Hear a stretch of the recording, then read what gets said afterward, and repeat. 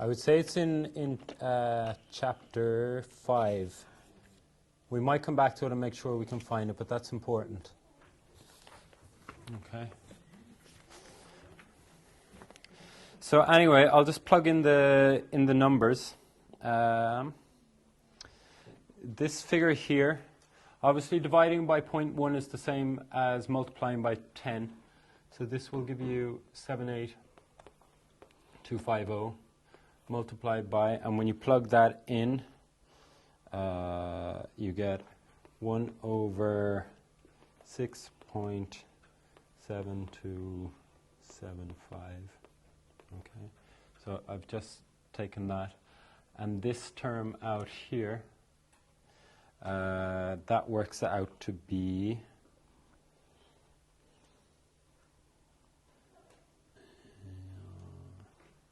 oh, sorry, that's I'm just saying this down wrong. My apologies. That's actually this term here. That is, this term here works out to be 6.7275, and this is 0.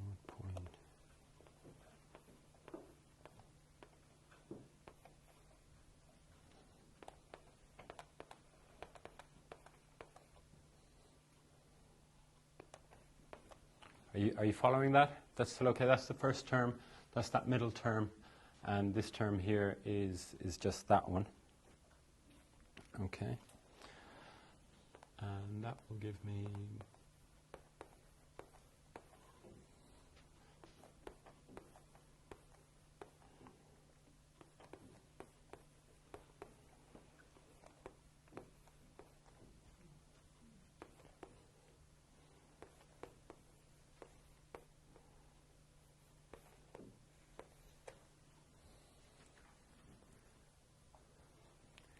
now, as a sense check, what you can do is you've worked out these numbers, but you have to check if they're reasonable. The first one is easy.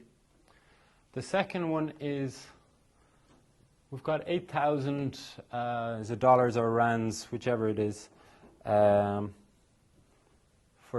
20 years.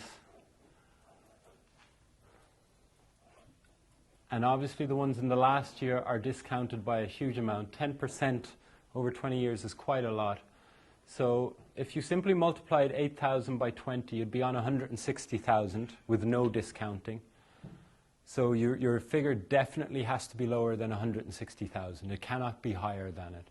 Do you follow what I'm doing? Yeah. So as an initial sense check, if you get a figure of 160,000 or more, you know you're wrong. So does that look at a reasonable figure at an annual discount rate of 10%? It looks ballpark okay. Similarly here, if you get a figure that's higher than 8575, you know you've gone wrong. Because this is the value in year 20, and you're discounting it back 20 years at 10%. So that figure of 1,200 looks about right. I mean, you can't really do it in your head.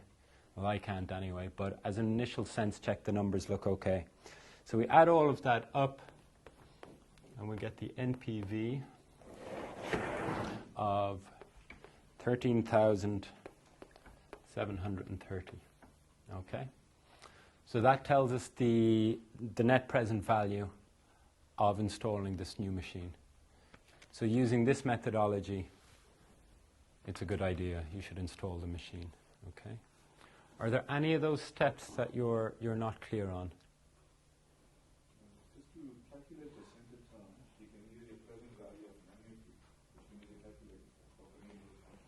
Yeah, you can do. You're comfortable to plug that in? Yeah. Yeah.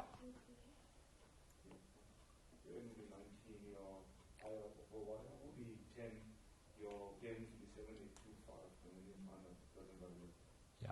So make sure you can do all of those calculator bits. Now, the next question was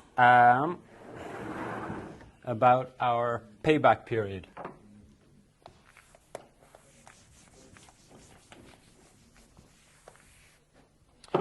Can someone explain to me in very simple terms what the payback period is?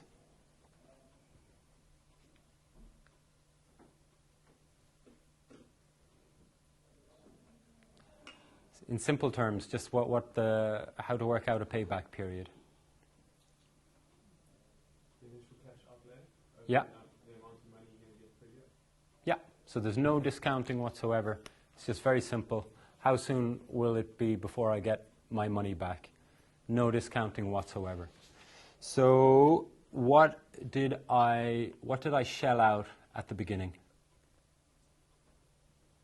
How much money in year 0 did I shell out? What was my initial investment? 50 what?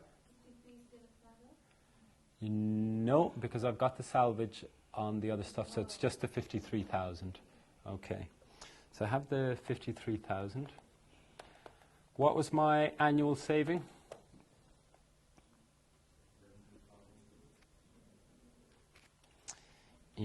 Now, what figure do I use here? Yeah, yeah. It's this figure here.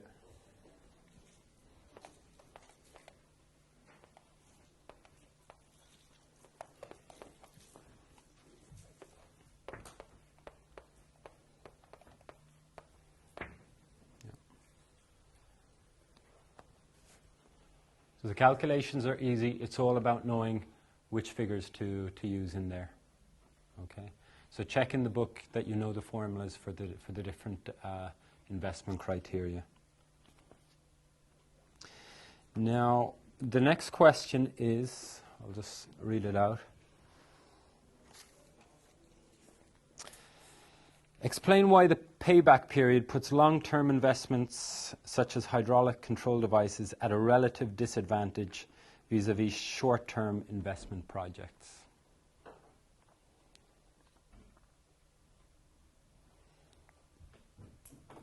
So we've seen two different methods.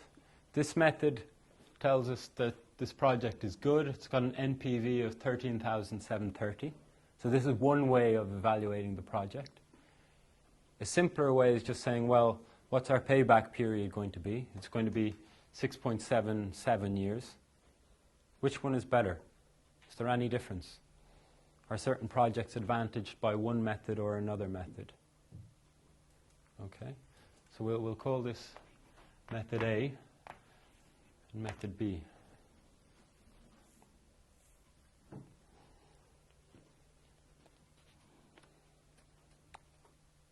Can you think of any differences between, if we looked at another project, how it might look on these things?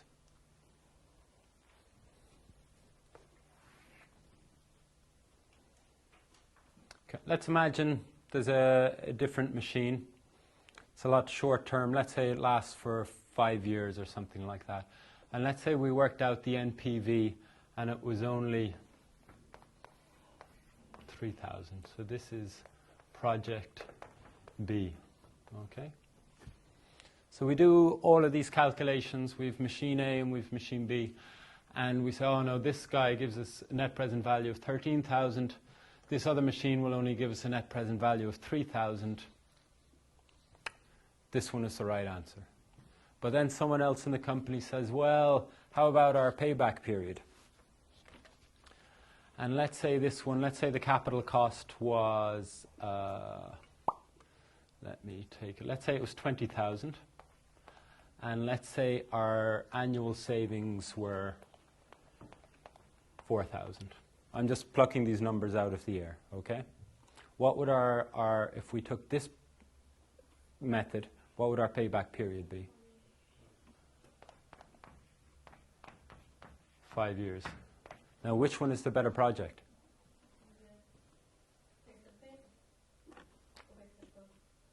Based on both. Do you see that the different methodologies will give you a different answer? So that this method, using the years, can favor short-term projects. But the reason why you might choose this one is because with the payback period, if we think about it as okay.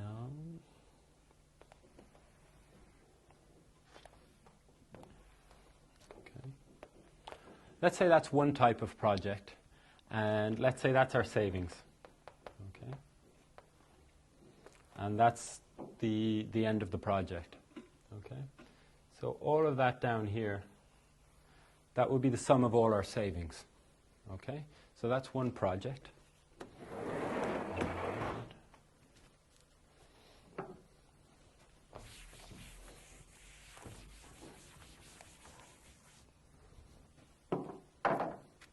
And let's say we took another project, a different machine, and it was at a profile like that, okay?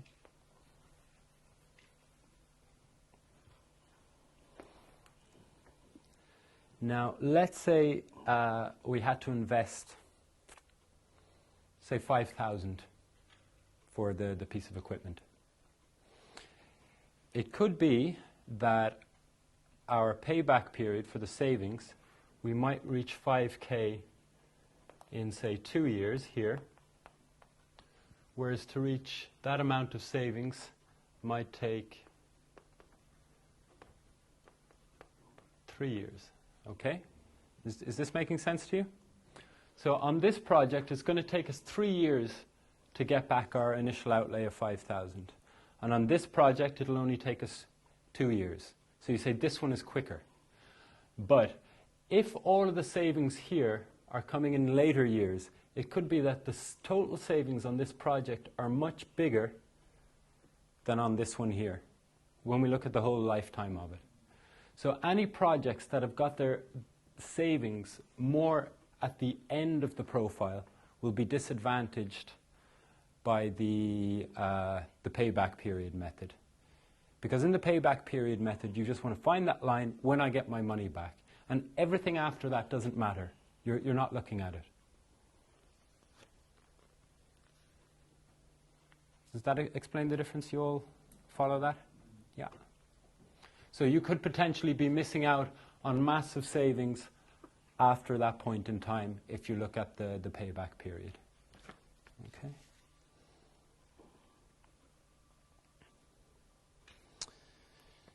Next question, number 4. They're asking us for the internal rate of return on this project. So this is a calculator question, really.